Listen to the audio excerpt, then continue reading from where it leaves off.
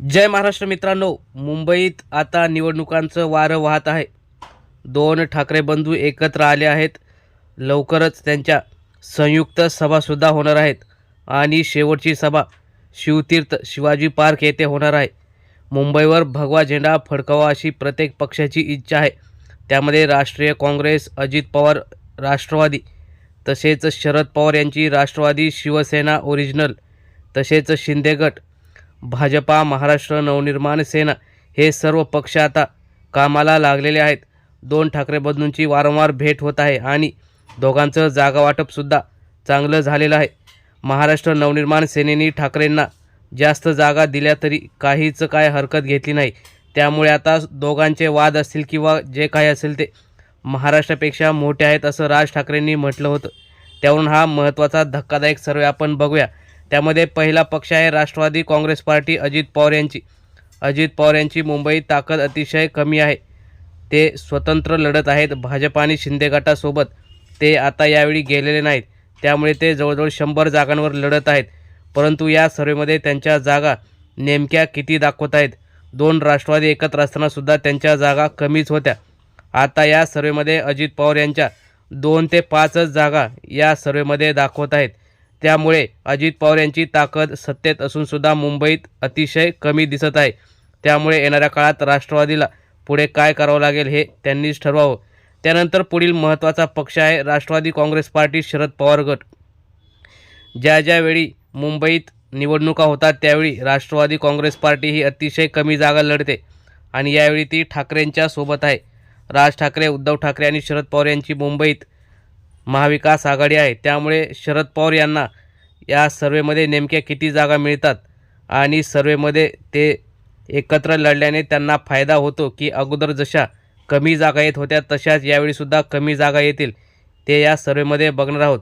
राज आणि उद्धव यांचा जो काय एकत्रीकरण आणि झालेला मराठी एकगट्टा मतदान त्यांना होईल अशी शक्यता असली तरी या सध्याच्या सर्वेमध्ये त्यांना नेमक्या किती जागा आहेत ते बघूया. त्यामध्ये शरद पवार यांना 3 ते 8 जागा, म्हणजेच ज्या अगोदर जागा होत्या त्यापेक्षा थोड्या जागा वाढलेल्या दिसत आहेत. 2 ते 3 जागांनी त्यांची जे काही प्रगती झाल्याचं दिसत आहे.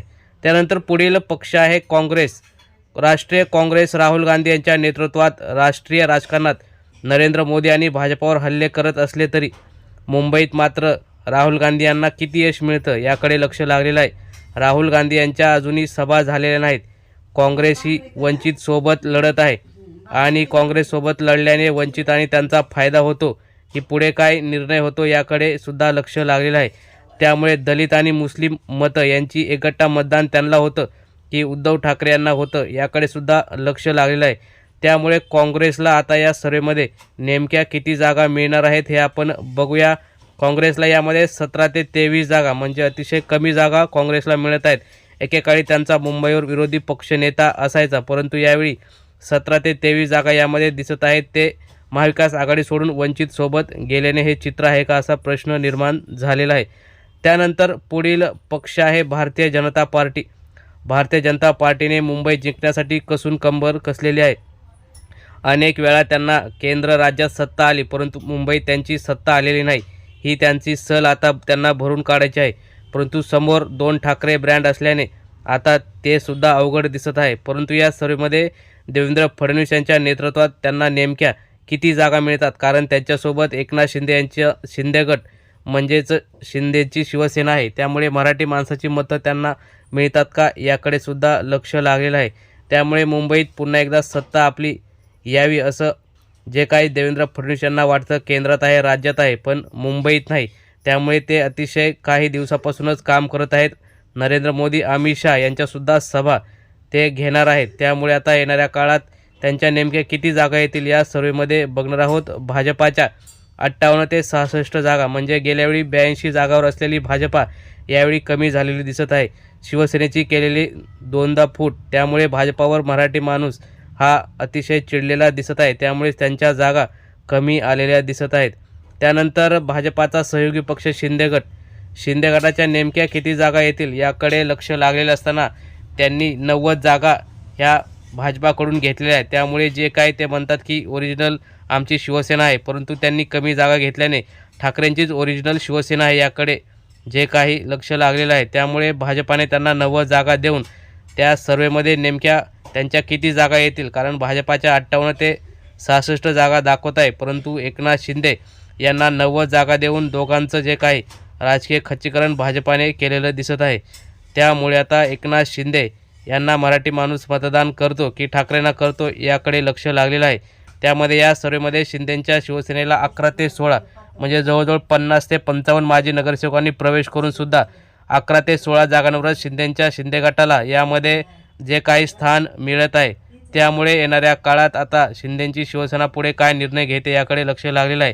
त्यानंतर महत्त्वाचा पक्ष आहे शिवसेना. उद्धव ठाकरे यांची शिवसेना पुन्हा एकदा मराठी माणसाचा महापौर मुंबईवर बसवावा यासाठी मराठी मुद्द्यावर सगळीकडेच प्रचार करत असताना सोबत राज ठाकरे यांची महाराष्ट्र नवनिर्माण सेनासुद्धा आहे. त्यामुळे दोघांच्या सहकार्याने पुन्हा एकदा मराठी माणसाचा भगवा झेंडा फडकतो का याकडे लक्ष लागलेलं आहे. त्यामुळे या सर्वेमध्ये उद्धव ठाकरे यांना नेमक्या किती जागा मिळतील याकडे लक्ष लागलेलं असताना अमित शहा, नरेंद्र मोदी यांच्यासुद्धा त्यांच्या विरोधात सभा होणार आहेत. त्यामुळे ज्या ज्या सभा त्या होतील त्याच्या जे काही राजकारण सध्या चालू आहे, त्यामुळे मराठी माणूस उद्धव ठाकरे आणि राज ठाकरे यांच्यासोबत उभा राहील असं दिसतं. त्यामुळे सर्वेमध्ये उद्धव ठाकरेंना जास्त जागा मिळतात. गेल्यावेळी त्यांच्या 84 जागा होत्या, परंतु अनेक नगरसेवकांनी प्रवेश केल्याने त्यांच्या जागा 100पर्यंत पोहोचल्या होत्या. त्यामुळे आता येणाऱ्या काळात मराठी माणसाचा ठाकरेंचा महापौर मुंबई महानगरपालिकेवर होतो का याकडे लक्ष लागलेलं आहे. त्यामुळे या सर्वेमध्ये त्यांना 71 ते 76 म्हणजे अतिशय चांगल्या जागा मिळताना यामध्ये दिसत आहेत. ठाकरेंची शिवसेना ही 160च्या जागा 160 ते 163 जागा लढवत आहे. त्यामुळे हे अतिशय चांगला आकडा उद्धव ठाकरे यांनी नवीन पक्ष नवीन चिन्ह असताना मिळवलेलं दिसत आहे. त्यामुळे एकनाथ शिंदे यांच्यापेक्षा कितीतरी जागा त्यांनी चांगल्या निवडून आणलेल्या या सर्वेमध्ये दिसत आहे. त्यामुळे ते सत्तेजवळ पोचतात का ते आपण बघणार आहोत. त्यामध्ये महाराष्ट्र नवनिर्माण सेना यांचा या सर्वेमध्ये नेमक्या किती जागा मिळतील याकडे सुद्धा आपण बघणार आहोत. उद्धव ठाकरे यांच्या जवळजवळ 80 जागा येत आहेत.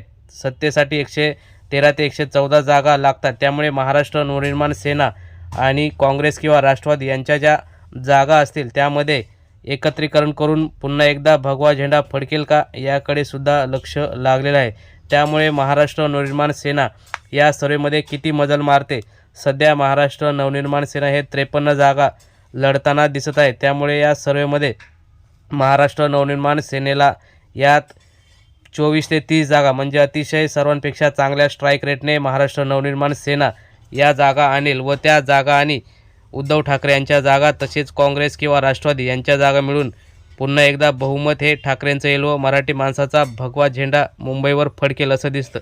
त्यामुळे उद्धव ठाकरे महाराष्ट्र नवनिर्माण सेना यांचं या सर्वेमध्ये वर्चस्व दिसत आहे. मित्रांनो, तुम्हाला काय वाटतं मुंबईवर झेंडा फडकेल? तुम्ही सुद्धा तुमच्या प्रतिक्रिया कमेंट बॉक्समध्ये नक्की व्यक्त करा. धन्यवाद. जय हिंद.